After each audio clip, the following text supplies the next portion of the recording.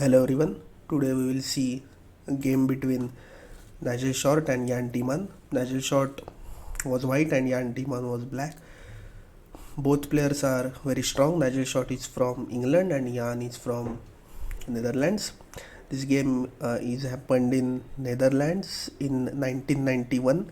At that time, both players are in top 20 of world ranking list. So let's start the game. Nigel Short started with e4. Jan played knight f6, Alekhine defense, and after e4 knight f6, the obvious move is e5. Currently, this Alekhine defense is not very popular in top level because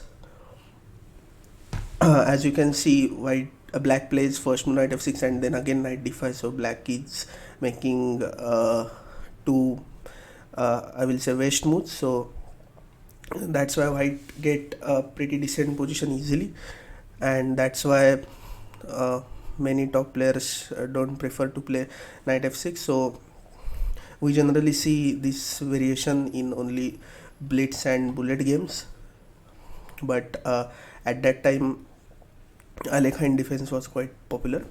So after e5, knight d5, d4, d6, knight f3, and after knight f3 I will show you one small trap. If black take d into e5, knight into e5, knight d7, and here white can take knight into f7. The game continues with knight into f7, king into f7, and then queen h5 check, c4, and white is very much comfortable. So, but in the game, Jan Tiemann played g6. Now bishop c4. The idea to get this bishop on 82 to g8 diagonal. So bishop c4, knight b6, bishop b3, bishop g7, and after bishop g7, black's main threat is now to capture d into e5. If white capture d into e5, then black will take queen into d1, king into d1, and black will get a decent structure because white cannot do short castle or long castle. So that's why after bishop g7, white played queen e2. Now knight c6, short castle, and here h3. So why h3? Because black's plan is to play bishop g4 and then just to take this knight. As you can see, this bishop is really passive in the position, so black is happy to exchange this bishop with our knight because our knight is pretty active. And to defend bishop g4, white played h3. Black played a5. Obvious move a4. Now d into e5, and here black played knight d4. So knight d4 was not that good choice because after knight d4, knight into d4 and queen into d4, so black's queen position is pretty unpleasant. So that's why e6 move is good in this position, but black played knight d4, and after knight d4, knight into d4, queen into d4. Now black's main plan is to take queen into e5, so white played rook e1 to defend this, e6, and now what you will play? Okay, so white played knight d2, and it's very good choice because mostly usually people think knight c3 is good move, but after knight c3 black can just play c6, and now knight b5 is not coming, even knight e4 is also not coming, so the knight's perfect square is f3, and that's why white played knight d2.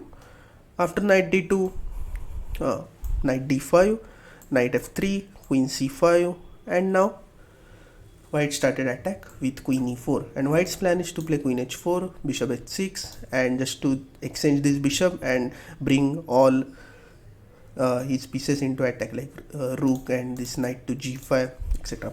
So after queen e4, black decided to exchange queens, and you can see black actually sacrificed one pawn. White can take bishop into d5, e into d5, queen into d5, but now immediately black can play bishop e6, and all of black's pieces get activated, and now white's position is looking not that good. So that's why taking this free pawn is not right option. So after queen b4, white played a very good move, bishop c4, to just avoid these queen exchanges. And after bishop c4, black played knight b6, b3 is also very good move. The main plan of b3 is to just play bishop a3 and to take f8 rook, and also to support this c4 bishop, black played knight into c4, b into c4.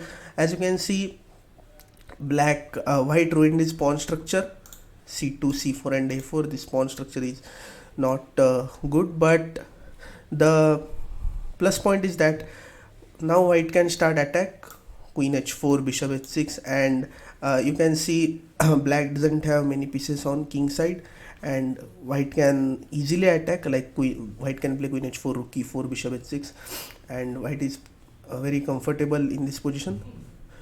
So after b into c4, black played rook e8, white played rook d1, and black played queen c5, queen h4, b6.